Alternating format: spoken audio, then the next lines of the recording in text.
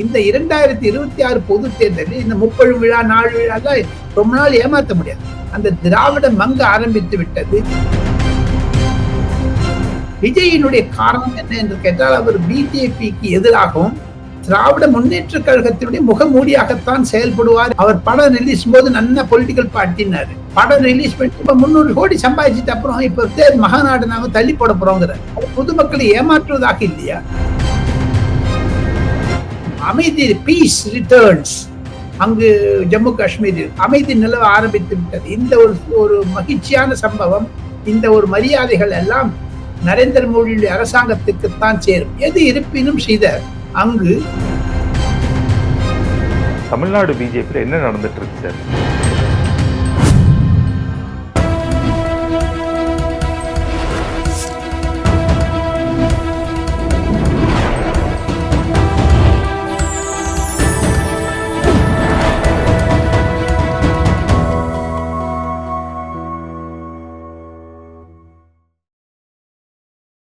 Sir வணக்கம். நமஸ்காரம் ஸ்ரீதர். நமஸ்காரம் sir. Welcome back for another show. Thank you sir. என்னோட முதல் கேள்வி சார், ஜம்மு அண்ட் காஷ்மீர்ல இருந்து ஆரம்பிக்கலான் இருக்கேன். ஜம்மு அண்ட் காஷ்மீர்ல இன்னைக்கு எலெக்ஷன்ஸ் 370 அப்ளிகேஷனுக்கு அப்புறம் ஒரு பெரிய ஸ்டெப் இது. இதை எப்படி பாக்குறீங்க சார்? ஜம்மு காஷ்மீரில் நடக்கக்கூடிய தேர்தல் கண்டிப்பாக வாக்குப்பதிவு அதிகமாக இருக்கும். நான் சற்று நேரத்திற்கு முன்பு 18ஆம் தேதி செப்டம்பர் மாதம் 2024 புதன்கிழமை 7 மணியிலிருந்து நான் ஒரு ஆங்கில தொலைக்காட்சியிலும் இருந்தேன். அதை பார்த்து கொண்டும் இருந்தேன். ஒன்றே ஒன்று நிச்சயம் ஸ்ரீதர், ஜம்மு காஷ்மீரில் அதிகமான போலிங் இருக்கும். அந்த ஒரு மகிழ்ச்சி நரேந்திர மோடிக்கும் பாரதிய ஜனதா கட்சிக்கும் அமித்ஷாவிற்கும் தான் சேரும். அதையும் தவிர எலெக்ஷன் கமிஷன் எப்படி ராகுல் காந்தி அயல் நாடு சென்று தேர்தல் நடக்கிறது இல்லை என்று சொன்னாரோ, அவருக்கு மூந்தியில் கரி பூசினா மாதிரி ஆயிடுச்சு. நீ நல்ல ஓட்டிங் பர்சன்டேஜ் வேற. பிளஸ் 370 அப்ளிகேஷன் பண்ண அப்புறம் இன்டர்நேஷனல் ஃபோரால இருக்கக்கூடிய உலக அமைப்புகளில் பாகிஸ்தானை காஷ்மீரை பற்றி பேச விடாமல் செய்தது நரேந்திர மோடி. ஆக மொத்தம் அங்கு வளர்ச்சிகள் வர ஆரம்பித்து விட்டது. பற்பல ஹிந்து மடாதிபதிகள் ஜம்முவிலும் சரி, காஷ்மீரிலும் சரி, காஞ்சி காமகோடி பீடமாக இருந்தாலும் சரி, ஆதீனங்களாக இருந்தாலும் சரி, சிங்கேரி மடமாக இருந்தாலும் சரி, அங்கு சென்று பற்பல கோவில்களையும் கட்ட, அதை தவிர ஹோட்டல்ஸ் வர ஆரம்பிச்சிருச்சு. பப்ளிக் மூவ்மெண்ட் நிறைய இருக்குது. ஒரு பதிலா வாயாக என்று இந்தியில் சொல்லுவார்கள், மாற்றம் வந்துவிட்டது என்று சொல்லுகிறார்கள். அங்கு இருக்கக்கூடிய குடும்ப கட்சிகளான பரூக் அப்துல்லா, மஹ்பூபா முஃப்தி முகமது போன்ற ஒரு குடும்ப கட்சிகளுக்கு ஒரு மாற்றாக இளைஞர்களை உசுப்பி விட்டார் நரேந்திர மோடி. கடந்த 5 ஆண்டுகளுக்கு முன்பாக 370 பற்றி சொன்னார்கள். அங்கு பற்பல இடங்கள் இருந்தாலும் எலெக்ஷன் கமிஷனுக்கும் மத்திய போலீஸ்காரர்களுக்கும் நன்றி தெரிவிக்க வேண்டும். இதே ராகுல் காந்தி பாரத் ஜோடோ யாத்திராவை காஷ்மீரிலிருந்து கன்னியாகுமரி வரை நடைபயணம் செய்தாரே, காஷ்மீரில் ஐஸ்கிரீம் சாப்பிட்டு சைக்கிள் விடக்கூடிய அளவிற்கு சமாதானம் நிரம்பியது. அமைதி, பீஸ் ரிட்டர்ன்ஸ். அங்கு ஜம்மு காஷ்மீரில் அமைதி நிலவ ஆரம்பித்து விட்டது. இந்த ஒரு மகிழ்ச்சியான சம்பவம், இந்த ஒரு மரியாதைகள் எல்லாம் நரேந்திர மோடியுடைய அரசாங்கத்துக்குத்தான் சேரும். எது இருப்பினும் ஸ்ரீதர், அங்கு டெரரிசம் இருக்கிறது, கரப்ஷன் இருக்கிறது, யாரும் இல்லை என்று சொல்லவில்லை. அதையும் தவிர ஒரு ட்ரக் மெனேஸ். எப்படி தமிழகத்தில் திமுக ஆட்சி வந்த பிறகு தமிழகத்தில் போதைப் பொருள்கள் அதிகமாகிவிட்டதோ, ஜாஃபர் ஷரீப் போன்றவர்கள் கைது செய்யப்பட்டார்களோ, அதே ஜாஃபர் ஷரீஃபினுடைய அமைப்பு ஜம்முவிலும் காஷ்மீரிலும் பஞ்சாபிலும் ஹிமாச்சல் பிரதேசத்திலும் இருக்கிறது. சோ இதையெல்லாம் வைத்து பார்த்தால், அங்கு அமைதி நிறுவினால், அங்கு ஒரு மாநில அரசாங்கம் வந்தால், மத்திய அரசாங்கம் கண்டிப்பாக வாக்குறுதி கொடுத்து விட்டது. மாநில அரசாங்கத்திற்கு ஒரு சட்டத்தை ஏற்றி அதை கொண்டு வந்து விடுவார்கள் அமித்ஷா என்று உறுதிமொழி கொடுத்திருக்கிறார். அதுதான் பின்னணி ஸ்ரீதர். சோ இந்த ஒரு பர்சன்டேஜ் ஆஃப் ஓட்ஸ் இன்னைக்கு, அது குறிப்பாக செப்டம்பர் 18ஆம் தேதி 24 இடங்களில் வாக்குப்பதிவு நடக்கிறது. மொத்தம் 90 சீட்ஸ் அங்க. இந்த ஒரு மேஜர் டெவலப்மெண்ட். இன்டர்நேஷனல் லெவல்ல 84 அமைப்புகள், அகில உலக அமைப்புகள், world bank, international monetary fund, human rights society என்றெல்லாம் இருக்கிறது. இங்கிலாந்து, அமெரிக்கா, பிரான்ஸ், அங்கிருந்து இருக்கக்கூடிய பார்வையாளர்கள் இங்கு தங்கி இருக்கிறார்கள். தேர்தல் நடைமுறைகளை வெளிப்படையாக வெளிச்சம் காட்டும் அளவிற்கு அமைதி நிலவுகிறது. அவர்கள் எல்லாம் வந்திருக்க மொத்தம் 84 பேர் வந்திருக்காங்க ஸ்ரீதர், ஃபாரின்ல இருந்து இந்த ஜம்மு காஷ்மீர் தேர்தலை பார்க்கறதுக்கு. ஐநா அமைப்பிலிருந்து வந்திருக்கிறார்கள். இது ஒரு மாபெரும் சாதனை. அதை நான் நரேந்திர மோடிக்கும் அமித்ஷாவிற்கும் பாஜகவிற்கும் தான் நன்றி செலுத்த வேண்டும். காரணம், அங்கு ஒரு டைனஸ் பாலிடிக்ஸை ஒழிப்பேன் என்று சொன்னார் நேற்று முன்தினம் நரேந்திர மோடி. இன்று நரேந்திர மோடி ஜம்மு காஷ்மீர் எங்கு தேர்தல் அடுத்த வாரம் நடக்க போகிறதோ அங்கு பிரச்சாரத்தில் ஈடுபட இருக்கிறார். ஆக மொத்தம் பாதுகாப்பு அமைப்புகளுக்கும் தேர்தல் கமிஷனுக்கும் நன்றி தெரிவித்தே ஆக வேண்டும். அங்கு ஒரு உற்சாகத்தை பார்க்கிறோம். உதாரணத்திற்கு தமிழகத்திலிருந்து பற்பலர், ஆந்திராவிலிருந்து, கேரளாவிலிருந்து, சவுத் இந்தியாவிலிருந்து எத்தனையோ பேர் அங்க சம்மர் வெக்கேஷனுக்கு போயிட்டு வந்தாங்க. அங்க ஹோட்டல் கட்டுறாங்க சார், தாஜ்மஹால் ஹோட்டல் கட்டுறாங்க சார். என்ன பாருங்க, இன்னொரு கோவில் கட்டுறாங்க, திருப்பதி தேவஸ்தானத்துறை கோவில் காஷ்மீரில் வர இருக்கிறது அடுத்த 5 வருடத்தில். சோ இதெல்லாம் ஒரு சாதனை.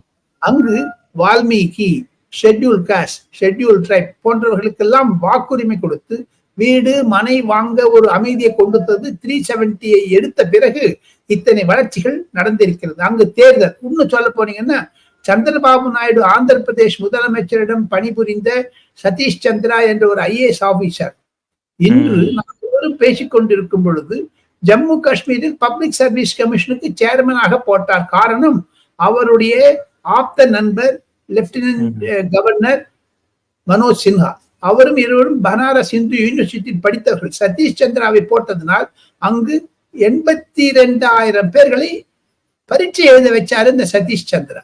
அங்க ஜம்மு காஷ்மீர் லோக்கல் எலெக்ஷன் தவிர ஜம்மு காஷ்மீரில் அரசாங்க பணிகளுக்காக பற்பல இலாக்காக்களுக்கு பணி தேர்வு நடந்தது. இதெல்லாம் நாம் வரிசையிட்டு காண்பித்தால் கண்டிப்பாக டாக்டர் ஸ்ரீதர் வேறு எந்த தமிழ் சேனலிலும் இது மாதிரியான விவரங்கள் வராது. டாக்டர் ஸ்ரீதருடைய ஒரு பேட்டியில் தான் இதெல்லாம் வரும். காரணம், இவ்வளவு நான் இத்தனை குறிப்புகளை நான் எடுத்து வைத்திருக்கிறேன். தங்களிடம் பேசுகிறேன். நேற்று மாண்புமிகு பிரதமர் நரேந்திர மோடியுடைய பிறந்த நாள். அவருடைய பிறந்த நாள் பரிசாக பற்பல முன்னேற்ற திட்டங்களையும் அவர் கொண்டு வந்தார். அவருக்கு ஒரு சல்யூட் அடிக்கணும் சார். சதீஷ் சந்திரா சொன்னீங்க சார். நான் ஆக்சுவலா அவரோட ஆந்திரால இருக்கிறப்போ ஸ்மார்ட் சிட்டி இனிஷியேட்டிவ்ஸ்க்காக ஒர்க் பண்ணிருக்கேன். So very intelligent person. Thank you. அவரோட ரொம்ப க்ளோஸா ஒர்க் பண்ணிருக்கேன் நான். Interesting sir. Sir moving on to Delhi sir, உங்க சிஎம் மாறிட்டாரு. என்ன உங்களோட முதலமைச்சர், ஒரு பெண்மணி முதலமைச்சர் இருந்து விட்டார். அந்த பெண்மணி முதலமைச்சர் வந்த உடனேயே ஒரு சர்ச்சை கிளம்பி விட்டது, கான்ட்ரவர்சி வந்து விட்டது. பாஜகவினர் பேச்சாளர்கள் அனைவரும் சொல்ல ஆரம்பித்து விட்டார்கள். அதிஸ்ரீ மரேனா என்று சொல்லக்கூடிய அந்த ஒரு பெண்மணி, வாழ்த்துக்கள், 10 வருடத்தில் கட்சி ஆரம்பித்து 3 முதலமைச்சர்களை கண்டது இந்த ஆம் ஆத்மி கட்சி. ஒன்று பகவத் சிங் மான், 2வது அரவிந்த் கெஜ்ரிவால், 3வது அதிஸ்ரீ. ஆனாலும் Arvind Kejriwal former chief minister ஆகிவிட்டார். இந்த பின்னணியில் பார்த்தால் அதிஸ்ரீயினுடைய தற்காலிக அமைப்பு, அவர் ஒரு ரப்பர் ஸ்டாம்ப் முதலமைச்சர் என்று சொல்லுகிறார்கள். ஆணையெல்லாம் அந்த அம்மாவை சொல்லிட்டாங்களே, என்னுடைய சீஃப் மினிஸ்டர் அரவிந்த் கெஜ்ரிவால். இதற்கு இந்த மாதிரியான ஒரு நிலை மாறுவதற்கு காரணம் சுப்ரீம் கோர்ட். தேர்ஃபோர் சுப்ரீம் கோர்ட்டுக்கு நாம் சல்யூட் அடிக்கணும், ஒரு பெரிய சல்யூட். அதையும் தவிர வேறு ஒரு சர்ச்சையை கிளப்பி விட்டார்கள். அதிஷியினுடைய தாய் தந்தை இருவரும் சுப்ரீம் கோர்ட்ல போய் கேஸ் போட்டாங்க. அப்தல் ஊரை தூக்கிலிடாதே என்று சொன்னார் இதே அதிஷியினுடைய தந்தை தாய். ஆக மொத்தம் 2025 பிப்ரவரி மார்ச்சில் தேர்தல் நடத்தும் போது பாரதிய ஜனதா கட்சி அதிஷி மீது தாக்குவதற்கான அரசியல் பாயிண்ட்களில் இது ஒரு குறிப்பாக நான் பார்க்கிறேன். காரணம், கண்டிப்பாக பிரதமர் மோடியும் அமித்ஷாவும் இதை பற்றி குறிப்பார்கள். பாரதிய ஜனதா கட்சி 7 இடங்களை லோக்சபாவில் பெற்று வெற்றி அடைந்தது 3வது முறையாக. அது ஒரு மாபெரும் சாதனை. இம்முறை 2025 ஆம் ஆத்மி கட்சி தோல்வி அடையும் என்றுதான் ஒரு பிம்பங்கள் வந்து கொண்டிருக்கின்றன. ஊழலில் சிக்கிக் கொண்டிருக்கிறார். இருந்தாலும் ஸ்ரீதர், இதுல ஒரு சவுத் இந்தியன் ஆங்கிளும் இருக்குது, தமிழ் தெலுங்கு இருக்கு.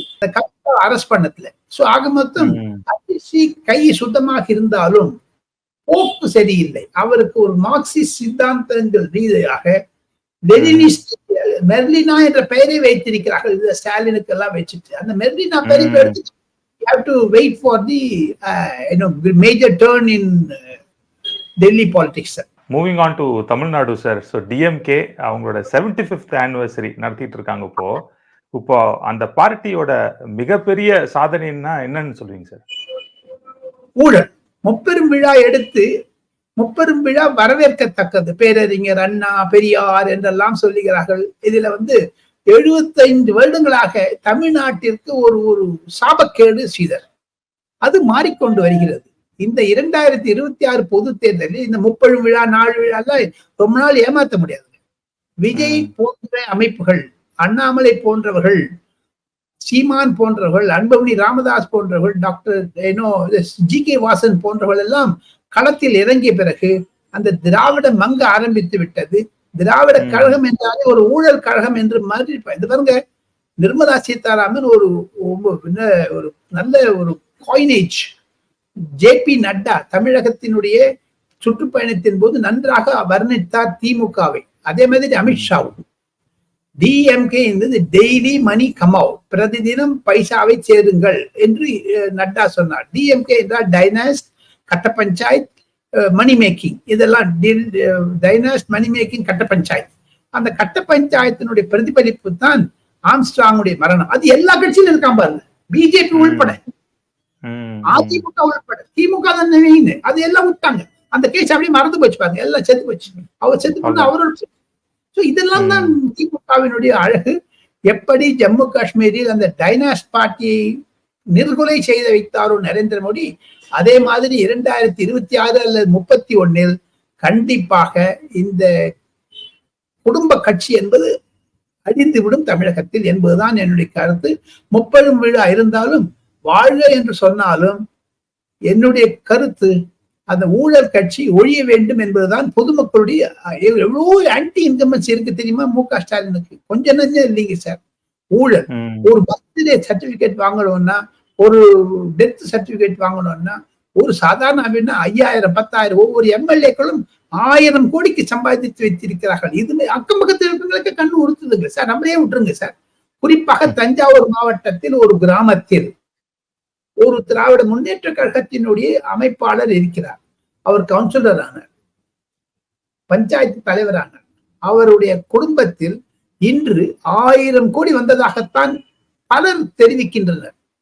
என்னுடைய ஆப்த ஒரு பத்திரிகையாளர் நண்பர் தெரிவித்து பார்த்தால் ஒரு கண்ணுல ரத்தம் வந்துச்சுங்க. அதெல்லாம் ஒரு தமிழகத்திற்கு இருக்கக்கூடிய அவமான கேடு என்று தான் நான் நினைக்கிறேன். ஸ்ரீதர் சார், விஜயோட பேர் எடுத்தீங்க. நேற்று அவர் பெரியார் திடலுக்கு போனாரு, பெரியாரோட பர்த்டேக்காக. இப்போ அவரு என்ன மாதிரி அரசியல் கையெடுப்பாரு சார்? டிஎம்கேவோட சேர்ந்து போவாரா? மார்க்சிஸ்ட் கம்யூனிஸ்ட் அரசியல் தான் பிடிப்பார். அதற்காகத்தானோ என்னமோ தங்களுக்கு தெரியும். நீண்ட நாட்களாக விநாயகர் சதுர்த்திக்கு கூட அவர் அறிவிப்பு தெரிவதில்லை, வாழ்த்துக்கள் தெரிவிப்பதில்லை. ஆக அவருடைய அமைப்பு ஒரு ஹிந்து எதிர்ப்பு அமைப்பாக இருந்தாலும் ஆச்சரியப்படுவதற்கு இல்லை. ஸ்ரீதர் விஜயினுடைய காரணம் என்ன என்று கேட்டால், அவர் பிஜேபிக்கு எதிராகவும் திராவிட முன்னேற்ற கழகத்தினுடைய முகமூடியாகத்தான் செயல்படுவார் என்று நான் கருதுகிறேன். ஸ்ரீதர் அவர் he's a frontal person of DMK. அவர் ஒரு டம்மி. என்ன அதுதானே டிஎம்கே ஆன்டி இன்கம்பன்சி. இப்போ 2026 மீண்டும் வருவோம் என்பதற்காகத்தான். இப்ப பாருங்க, அவர் படம் ரிலீஸ் போது நல்ல பொலிட்டிக்கல் பார்ட்டினாரு. படம் ரிலீஸ் பண்ணிட்டு 300 கோடி இது கமர்ஷியல் இன்ட்ரெஸ்ட்ல பண்ணிட்டாங்க. இப்ப 300 கோடி சம்பாதிச்சிட்டு அப்புறம் இப்ப மகாநாடு நாங்க தள்ளி போட போறோங்கிறார். இது என்னங்க? அது பொதுமக்களை ஏமாற்றுவதாக இல்லையா? ரஜினிகாந்த் எப்படி ஒரு தவறு செய்து அவர் ஆன்மீக அரசியல் என்று சொல்லி அதை திமுக மூக்க புடுங்கி வச்சுட்டாங்க, கழுத்தை தள்ளி வச்சுட்டாங்க. ரஜினிகாந்த் அவருக்கு தமிழினையும் அர்ஜுன் மூர்த்தியும் கூட போட்டாங்க ஆஸ் எ அப்சர்வர். அதே மாதிரி விஜய் தப்பு செய்யக்கூடாது. காரணம், விஜயினுடைய வாழ்வு காலம், அரசியல் நிகழ்காலம் கூட ரஜினிகாந்த் மாதிரி இருள் மயமாகத்தான் இருக்கும் என்று நினைக்கிறேன். பொதுமக்கள் ரஜினிகாந்தை எப்படி ஓரம்பு கட்டி விட்டா, இப்ப ரஜினிகாந்த் இன்டர்னல் பாலிடிக்ஸ்ல பிளே பண்றாரு. துரைமுருகனுக்கு எதிர்த்து, ஸ்டாலினுக்கு ஆதரிச்சு, இதெல்லாம் ஒரு பாலிடிக்ஸ். விஜய் நுழைவு என்பது பார்த்து கொண்டே இருங்கள், அது ஒரு நெகட்டிவ் ஃபேக்சரா தான் போகும். சார், என்னோட அடுத்த கேள்வி சார், பிஜேபி தமிழ்நாடு பிஜேபியில் என்ன நடந்துட்டு இருக்கு சார்? ஒரு பக்கம் மேடம் தமிழிசை தனி ரூட்டு, வானதி ஸ்ரீனிவாசன் அவங்களும் ஒரு செப்பரேட் ட்ராக்கு. ஈவன் இப்போ அந்த அன்னபூர்ணா ஸ்ரீனிவாசன் இஷ்யூலயோ கூட அண்ணாமலை லண்டன்லேருந்து கால் பண்ணி சால்வ் பண்ற அளவுக்கு இருக்காங்க. So what's happening to the other leaders sir? அனைத்து கட்சிகளில் இருக்கக்கூடிய வியாதி தமிழக பாஜகவிலும் இருக்கிறது. காங்கிரஸில் இல்லாத குழப்பமா, திமுகவில் இல்லாத குழப்பம். எங்க துரைமுருகன் வந்து துணை முதலமைச்சராக முடியாது என்று அவர் தடை போட்டுக் கொண்டிருக்கிறார் உதயநிதிக்கு. ஆக மொத்தம் அனைத்து கட்சியிலும் இருக்கிறது பாரதிய கட்சி விதிவிலக்கல்ல பிஜேபி. எனினும் நரேந்திர மோடி அரசாங்கத்தில் அவருடைய தலைமையில் இது மாதிரி நடப்பது ஒரு துர்பாகியம் என்று தான் நான் கருதுகிறேன். எது இருப்பினும் wait and watch, BJP will grow in Tamil Nadu என்பதுதான் என்னுடைய கருத்து.